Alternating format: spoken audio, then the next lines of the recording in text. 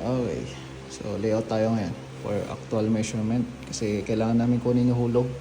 Although, pwede naman ayusin yan kapag installation na ng modular o kaya yung actual installation na.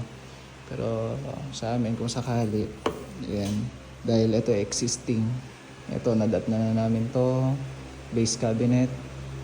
Ang ginamit dito is 120 by 60 na tiles. Ngayon kukunin namin syempre yung exact na height, yung hulog ng poste na yan, yung hulog nito, and then yung hulog ng bawat kanto. So yun yung kailangan namin i-consider. Kasi although hindi namin dito siya fabricate, i-deliver namin dito na na-fabricate na. So ngayon sinusukat namin isa-isa. Yan. So ito siya. Yan. Ito yung perspective natin. Okay, yan siya. Kitchen. Yan. So ito yung isang napansin namin, hulog na ito.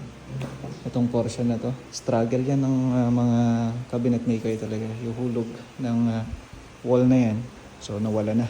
So sabi ko, papasobrahan natin. Then, yan, nag-iisa-isa kami dyan. Then, ikakad natin. Okay, para sa cut list. Kasi although nasukat na namin yan, ngayon ang cut list namin kung sakali is yung mga sobra.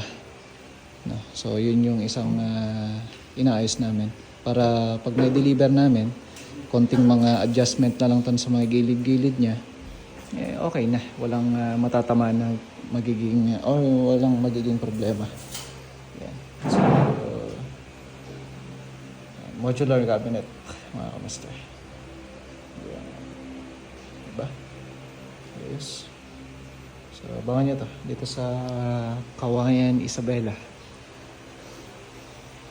Kay Ma'am Catherine tsaka kay Isa. Thank you so much. So, tingnan natin to. Laser natin. Okay na to? Ayan o. Titingnan namin. Ayan o. Padaanan natin laser yun. Ayun. Yan. Ito yung diferensya. Yan. Pera mo ako. Kaya importante may laser leveler kayo. Kapag sa mga modular cabinet. Kasi ito, although hindi po kami yung gumawa nito, and kudos po sa mga gumawa na. Kailangan pa rin namin ayusin yung portion na yan, kailangan namin sundin yung kung ano yung tama na sukat or height. So yan yung isang susundan namin kasi pagka dito, may na-costly na.